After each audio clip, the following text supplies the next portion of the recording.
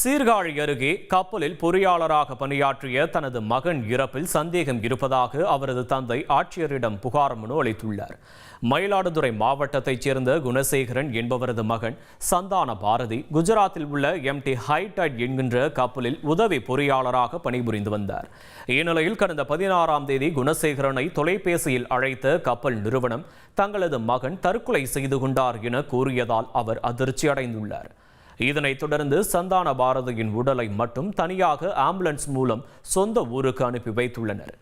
மகனின் இறப்பில் சந்தேகம் இருப்பதாக கூறியுள்ள குணசேகரன் உரிய நடவடிக்கை எடுக்க அரசுக்கு கோரிக்கை விடுத்துள்ளார்.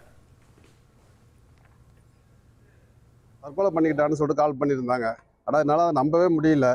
வீட்டில் வந்து அடிச்சு பிரித்து கேட்கும்போது அந்த பையன் இப்போ இடையில சமீபத்தில் பேசும்போது கூட எனக்கு டார்ச்சர் பண்ணுறாரு, செகண்ட் இன்ஜினியர் டார்ச்சர் பண்ணுறாருன்னு சொல்கிறாரு தவிர, ஆனால் மற்றபடி எந்த ஒரு இதுவும் அவன் வந்து வேலை செய்ய மாட்டேன் போக மாட்டேன் எந்த ஒரு தகவலும் சொல்லவும் இல்லை. நல்லபடியாக தான் வேலை செஞ்சுக்கிட்டு இருந்தான். ஆனால் அவன் வந்து அடிச்சு ஏதோ பண்ணியிருக்காங்க. அந்த இதில் வந்து இறப்பில் எனக்கு சந்தேகம் இருக்குங்க. ஐயா தயவு செஞ்சு எனக்கு நீதி வேணுங்க. எனக்கு இறந்துட்டான்னு சொல்லிட்டு தகவல் வந்து 16/1/25 வந்தது. ஆனால் அவங்க இப்போ எதிர் கொடுத்து ரெக்கார்டு கொடுத்துருக்க வந்து 17/1 போட்டு கொடுத்துருக்காங்க. அதுவும் எனக்கு ஒரு சந்தேகத்தை எழுப்புது.